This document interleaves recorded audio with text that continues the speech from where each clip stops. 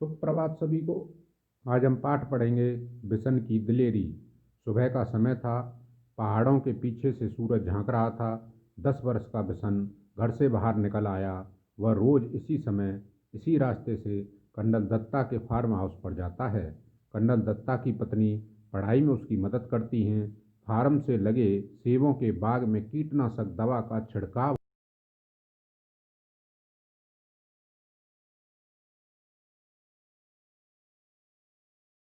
कि उसे गोली चलने की आवाज़ सुनाई दी। उसने इधर उधर देखा, कोई भी दिखाई नहीं दिया। वह कुछ ही दूर चला था कि उसे फिर गोली चलने की आवाज़ सुनाई दी। उस इस बार एक नहीं, दो तीन गोलियां एक साथ ही चली थीं। गोलियों की आवाज़ से पूरी घाटी गूंज गई। पंछी घबरा गए, आसमान में गोल गोल चक्कर काटने लगे। बिशन सहम कर पेड़ों की आड़ में छिपकर खड़ा हो गया। बिशन जहाँ खड़ा था वहीं चुपचाप खड़ा रहा। उसे वहाँ से सीढ़ी नुमा खेत और फलों के बाग साफ दिखाई दे रहे थे। खेतों में काम करते हुए किसान भी दिखाई दे रहे थे। फसल तैयार खड़ी थी। सुबह की हल्की धूप में खेत सुनहरे दिखाई दे रहे थे। बिशन अभी सोच ही रहा था कि गोली किसने और क्यों चलाई होगी कि तभी एक और गोली की आवाज़ आई। एकाएक बिशन को गोली चलने का कारण समझ में आ गया। जब फसल पक जाती है तब गेहूं के खेतों में दाना चुगने ढेरों तीतर आ जाते हैं। शिकारी इस बात को जानते हैं, इसलिए वे सुबह सुबह ही तीतर मारने चले आते हैं। पिछले साल भी शिकारियों ने इसी तरह बहुत से तीतर मारे थे। कुछ तीतर तो वे उठा ले गए, बाकी को वहीं छोड़ गए। खेतों को काटते समय किसानों को बहुत से मरे और जख्मी तीतर मिले। बिशन ने सोचा, कितना दुख पहुंचाने वाला काम करते हैं ये शिकारी। वह समझ गया कि शिकार ही तीतरों पर गोलियां चला रहे हैं, इसलिए वो पेड़ों के बीच से निकलकर खेतों के किनारे किनारे चलने लगा। वह चलते चलते सोच रहा था कि इन शिकारियों को सबक सिखाया जाना चाहिए, लेकिन उन्हें कैसे सबक सिखाया जाए यह उसकी समझ में नहीं आ रहा था। तभी उसके पाँव के पास सरसराहट सी हुई। उसने देखा एक घायल तीतर गेहूं की बालियों के बीच फंसा झटपटा रहा है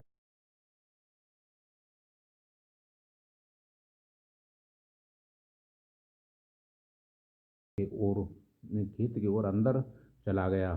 बिशन जानता था कि शिकारी इस तीतर को ढूंढ नहीं पाएंगे और घायल तीतर यहीं तड़प तड़प कर मर जाएगा।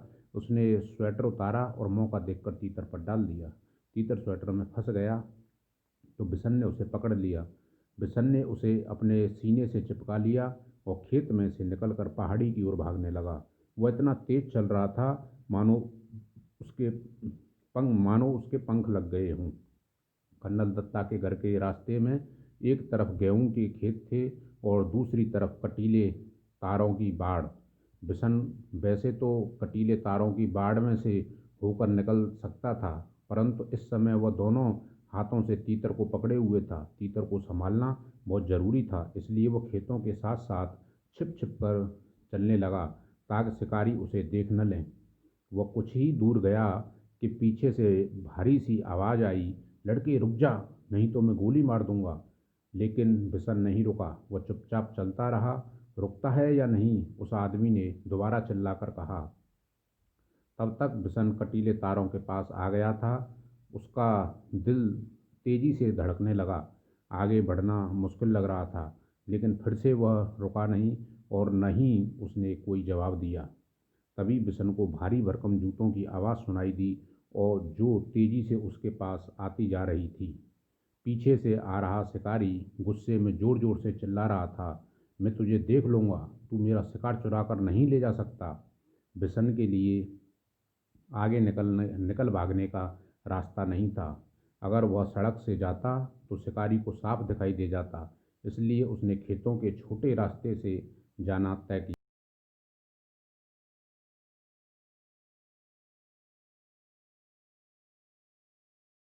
वह बहुत संभल कर चलने पर भी उसके हाथ पांव पर कांटों की बहुत सी खरोंचें उभर आईं। खरोंचों से खून भी निकलने लगा।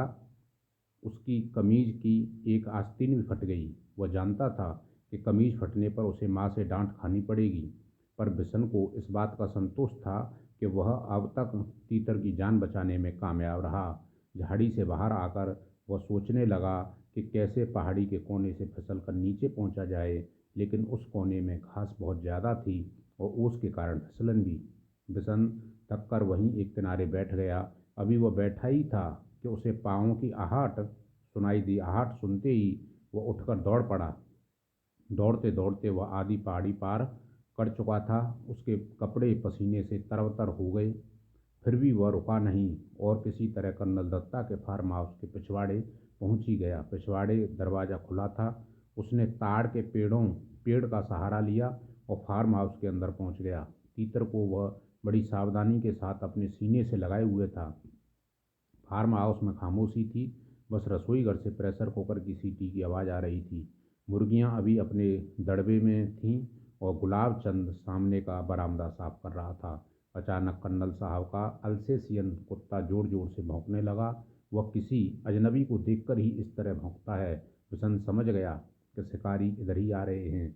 उसने इधर उधर देखा ताकि वह तीतर को कहीं अच्छी तरह से छिपा सके। एक और एक और शेड के नीचे बहुत सारा कबाड़ पड़ा था। उसी में एक टूटी टोकरी बिशन को दिखाई दे गई। ये ठीक है, सोचते हुए उसने तीतर को टोकरी में रखकर स्वेटर से ढक दिया। घायल तीतर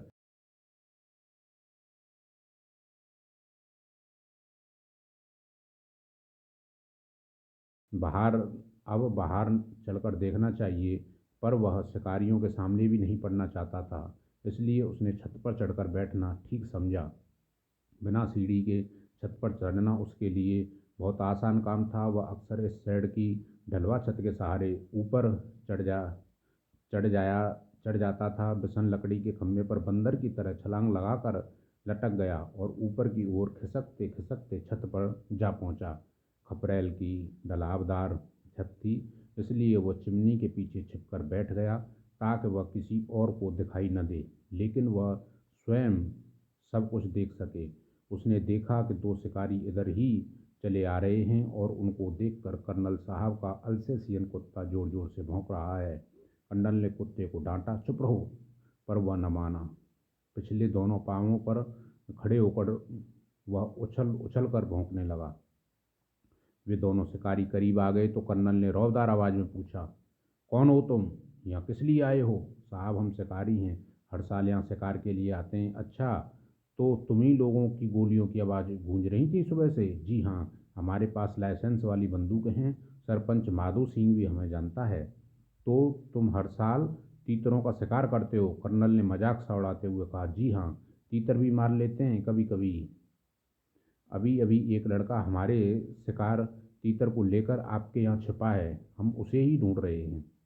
अच्छा, तुम तो इतने सारे तीतर मारते हो, उनका उनका क्या करते हो? कर्नल साहब ने पूछा। सीधी सी बात है साहब, खाते हैं, दूसरे शिकारी ने जवाब दिया। फिर कुछ रुक कर बोला, अब तो उस लड़के को ढूंढवा दीजिए साहब, वह इधर ही कहीं छुप गया है। कर्नल दत्ता ने उनकी बात पर कोई ध्यान नहीं दिया।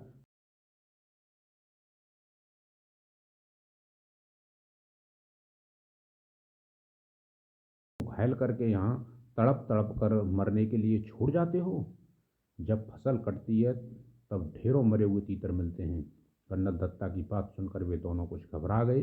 उन्हें उम्मीद नहीं थी कि कर्नल इस तरह उन्हें डांट देंगे। कर्नल दत्ता ने उन्हें इतना ही कहकर नहीं छोड़ा, आगे बोले, पक्षियों को मारने और उससे ज़्यादा उन्हें घायल करके छोड़ जाने में तो कोई बहादुरी नहीं है। अब तुम दोनों यहाँ से जा सकते हो, यहाँ तुम्हारा कोई तीतर वीतर नहीं है। अब जाते क्यों नहीं है, खड़े क्यों हो? बिशन चिमनी के पीछे से सब देख और सुन रहा था। वे दोनों शिकारी बिना कुछ बोले मुड़े और वापस चल दिए। कर्नल दत्ता ने गुलाब चंद से दवाई छिड़कने वाली मशीन लाने को कहा। तभी बिशन छप्पर से सैड पर होता हुआ नीचे कूद पड़ा। उसने तीतर को उठा लिया। वो घर में घुसते ही मालकिन को पुकारने लगा, बहू जी, बहू जी, जल्दी जल्दी आइए, यह बहुत जख्मी है, आकर इसे देखिए। बिशन की आवाज़ सुनकर कर्नल दत्ता भी अंदर जा पहुंचे और बोले, अच्छा, तो तू तीतर चुराने वाला लड़का तू ही था? अच्छा, तो तीतर चुराने वाला लड़का तू ही था? क्या करता बाबूजी, इसे बहुत चोट लगी है, अगर मैं न लाता तो यह मर जाता। अब तू क्या करेगा? इसे पालूंगा बाबूजी, बिशन ने कहा। कर्नल साहब मुस्करा दिए। उन्होंने घायल तीतर को देखा। उसका एक पंख टूट गया था। अब शायद ही वह उड़ सके। जाओ, दवाइयों का बक्सा लेकर आओ। बिशन दौड़कर बक्सा ले आया। कर्नल दत्ता ने तीतर के पैरों का जख्म साफ किया, फिर दवा लगा दी। पंख फैलाकर टेप लगा दिया ताकि वह ज़्यादा हिले डुले नहीं। फिर उन्होंने बिशन से कहा, बिशन, अगर तुम इसे गेंदे के पत्तों का रस दिन में 2-3 बार पिलाओगे तो जल्दी ठीक हो जाएगा।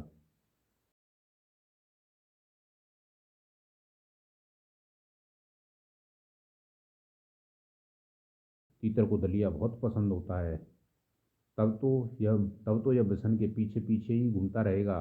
कर्नल ने हंसते हुए कहा, अच्छा बिशन, तुम जानते हो तीतर कैसे बोलता है? बहूजी ने पूछा। बिशन ने अपने हाथों को मुंह पर रखकर तीतर की आवाज़ निकाली, quack quack quack. Colonel Datta ठहका मारकर हंस पड़े। बहूजी भी मुंह पर पल्लू रखकर हंसने लगी। बिशन भी हंसता हुआ हिरन की तरह छलांगे लगाता तीतर के साथ वहां से अपने घर की ओर भाग चला। धन्यवाद।